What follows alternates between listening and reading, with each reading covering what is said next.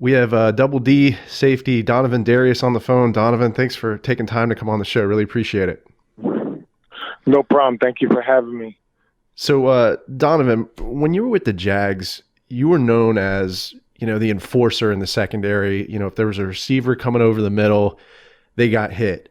You're an intense player, and that was kind of your style. But I was just wondering, did your style kind of evolve throughout your career as a football player from college to the pros? Well, of course, it evolved. Understanding that, of course, college was a different, a lower level.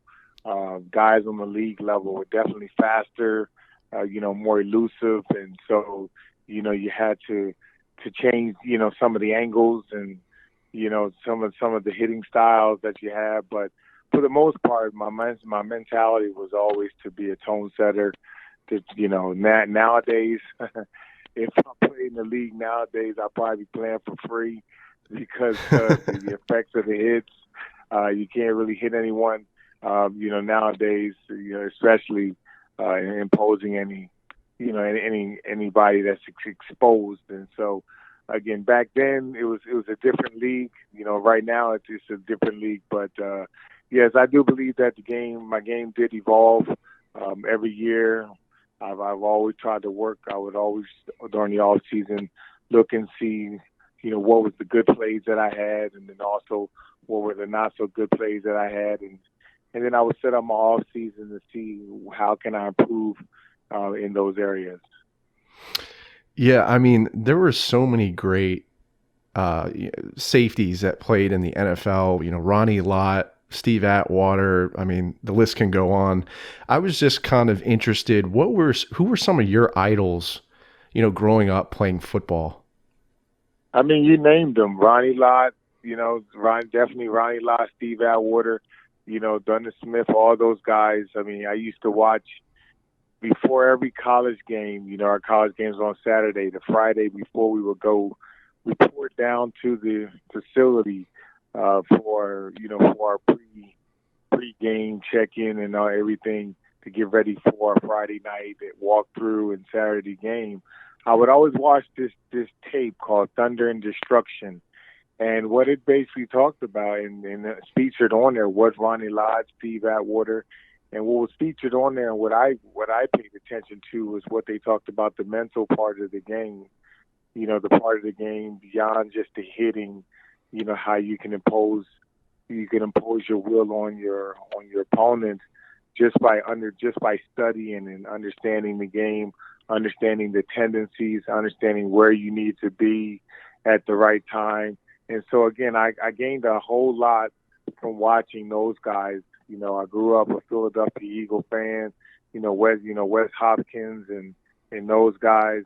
Again, just again watching them and then getting a chance to understand what really goes into really making a great safety were things that I tried to attribute to my game. Yeah, and I feel like the game of football is pretty psychological too. Like, I mean, of course, I just played high school football rather, but that first hit kind of always set the tone. Do you feel like that was the same, when you were playing football as well?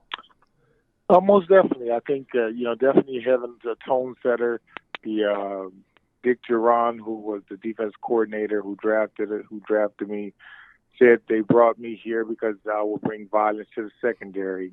And in the league, in a conference that we were in, where we had Eddie George and Corey Dillon and Jerome Bettis, and Ezra and James, who followed in basically the next year. I mean, you had some big backs. You had some guys that were very physical, and you had to be physical as well, because once they break through that front line, breaking into the secondary, you had to be physical enough to bring these guys down. So being a tone setter, setting the tone, letting them know that it's going to be a long game, it's going to be a physical game. I think mentally, at least for me, that set me in the right mindset, and then hopefully it set the opponent in the mindset to let them know that it wasn't going to be an easy physical game for themselves.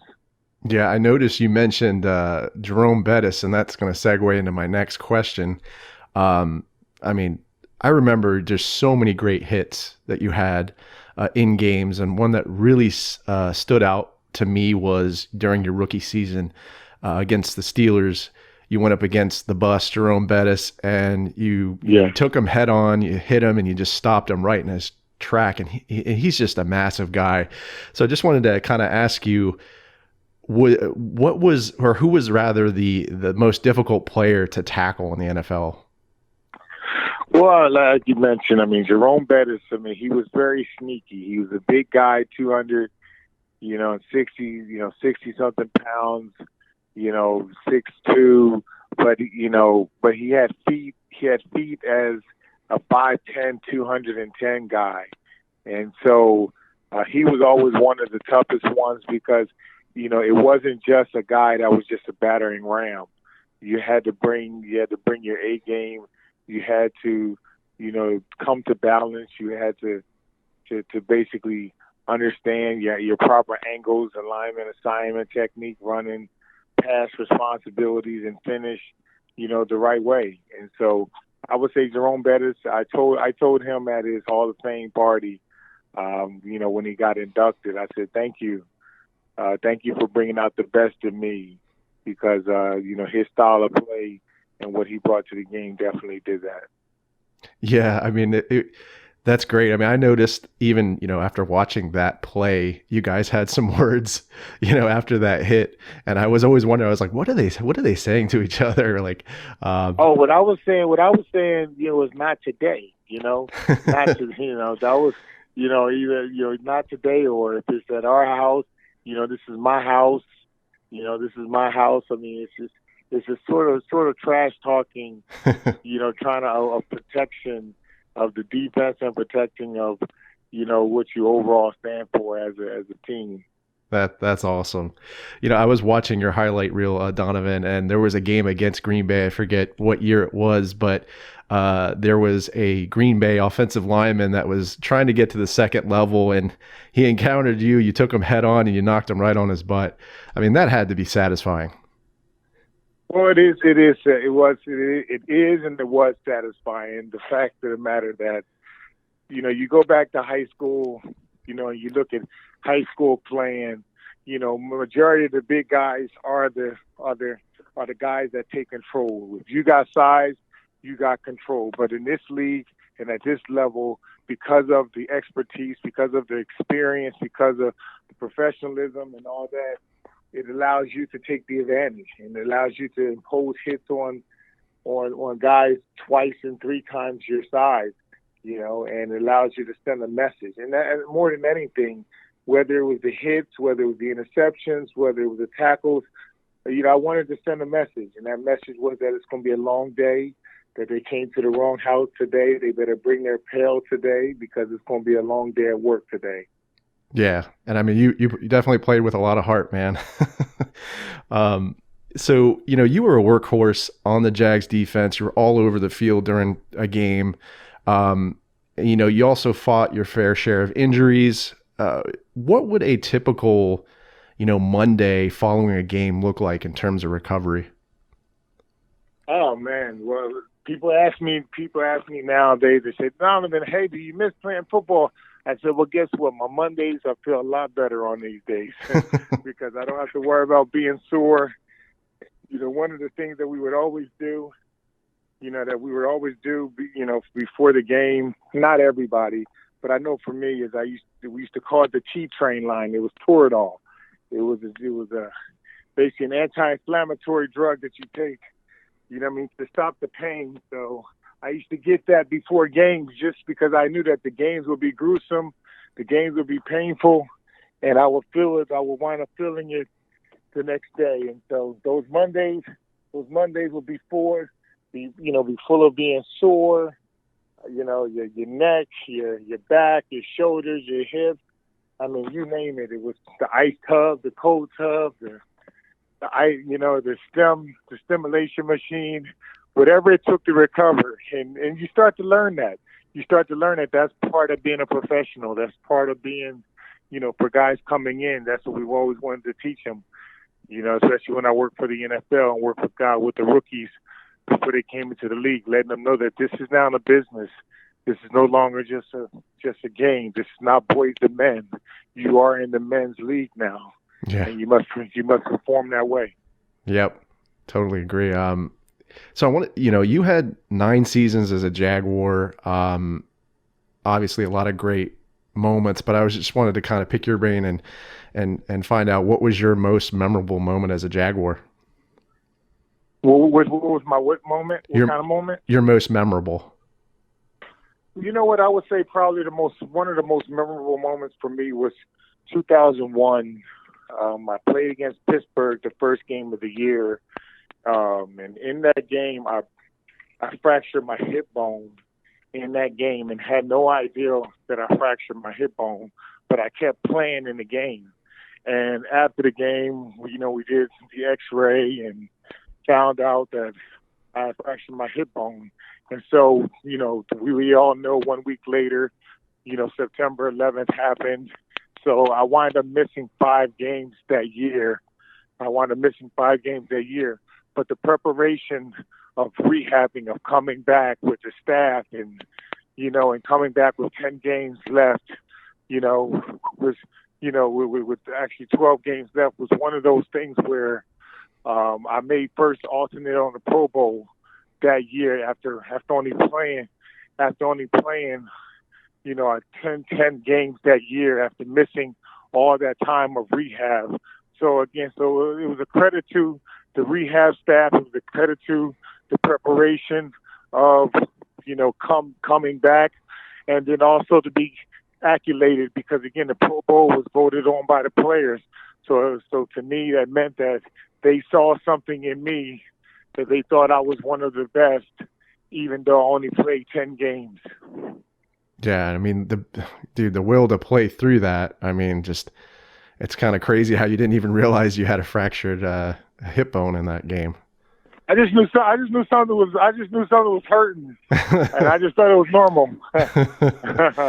So, Donovan, I want to segue into some Jags here. Jacksonville, has a pretty young secondary. You have C.J. Henderson, and then you got Daniel Thomas at safety, who had some great plays this year. I wanted to really ask you about Daniel Thomas. What were your thoughts on him? Well, I think each guy that they have, especially these young guys, I mean, they all have the potential chance, to really make their mark. Especially right now, having a young secondary, having a team that has lost. This is a tremendous opportunity, whether it's Danny, whether it's PJ, whether whomever it is. I just think that this is just a tremendous opportunity for these guys,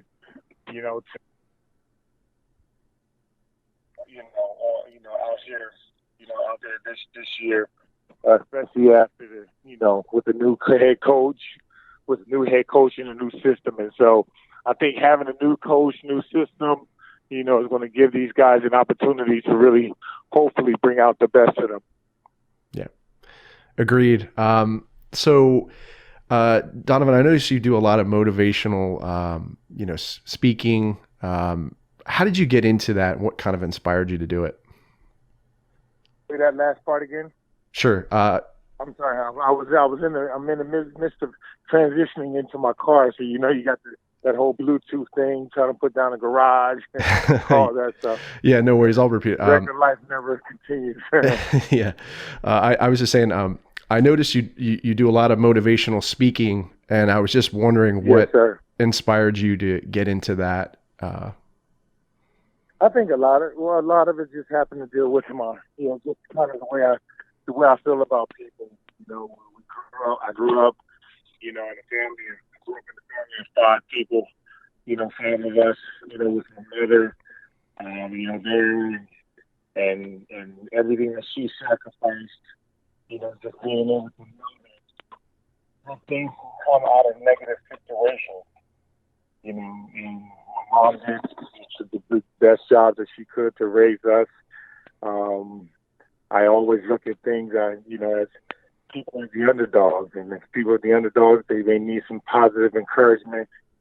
Just to make it to the next level. So I kind of got into that once I discovered, what it was I was going to be doing after after my time playing. I discovered that my gifts were teaching and encouraging, and so all it was a matter of discovering what am I going to teach and who am I going to encourage. What is that going to be about? So then I started with the schools. I started with businesses, organizations, corporations, and so I found like, hey, I really like this, and I did a lot of that while I was playing as well. So really a lot of it had to do with just how do you maximize and utilize your platform for the best. Right. And then you have the Donovin Darius Foundation. I wanted to talk a little bit about that. Can you tell me just a little bit about some of the projects you're involved in and how you got involved with that? Sure.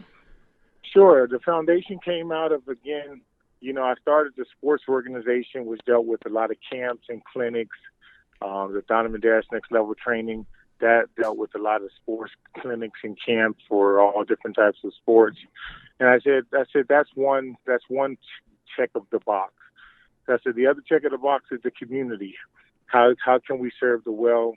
How can we serve the underserved areas of our community? How can we use this platform to help? So what I used to do is I used to host what we call these life camps, and I used to host them at the stadium, and they were basically a one-day program where families for free got a chance to come down. They would be emphasized of maybe fathers and children, maybe the mothers and children, maybe girls only, boys only, done some for the military, and basically we will bring some resources there for them to get some resources, get some information, let some local resource organizations kind of come down as well. We would break the families up, give them some motivation, give them some encouragement, give them some resources, and then we would go outside onto the actual stadium practice field and just have a lot of fun, playing a lot of games, some tug of war, some races, and everything. Everything was free, and everything was about them. And so that was one of the main things. I've done over 30 of them. We've done over 30 of them since my time of retirement, since 2011. And coming up here around Mother's Day, we're looking to host a skate party in honor of a young lady who has ALS. And, and so we wanted to use a platform and say, let's host a skate party, allow people to come on out, have a good time. But on the other turn, let's utilize a lot of the funds through the campaign that we raised, to help her pay for some of the medical bills and things that we do from there. So when it's all said and done, it's all about using your platform for good. Yeah, and Donovan, you guys are doing great work. Want to thank you not only for coming on the show today, but as a longtime Jags fan myself, I really enjoyed watching you play. It was awesome, and you just made it a great experience to be a Jags fan. So I want to thank you again. Well, no problem, man. Thank you, and I wish you continued success.